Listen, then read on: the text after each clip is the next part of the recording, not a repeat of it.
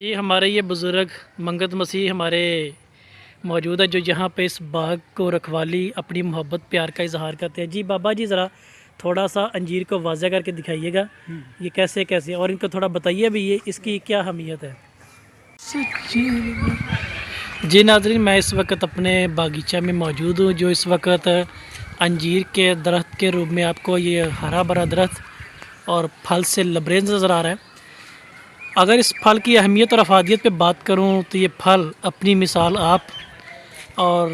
تاریخ، ادب، زندگی، مذہب، انسانیت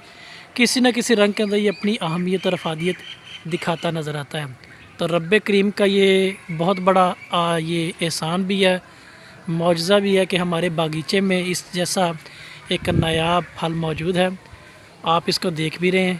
تو ابھی چند دنوں کے بعد یہ اپنی وہ شکل و شباہت بدلتا نظر بھی آئے گا،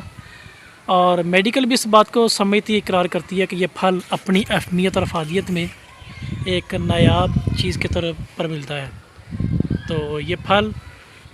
اپنی محبت، اپنی تازگی، اپنا پیار، رب کائنات کا یہ کرشمہ، اس کی محبت اور ان کے معجزات کو اور اس کی فطرت کو ظاہر کرتا ہے۔ تو ہمیشہ فطرت سے جڑے رہیں، ایسی چیزوں کو دیکھیں، ان سے سبق سیکھیں اور اپنے رب کا شکر ادا کریں کہ جو اس زمین سے زرخیزی کے طور پر ایسے نایاب چیزیں عطا کرتا ہے اور ہم ان کو دیکھتے ہیں۔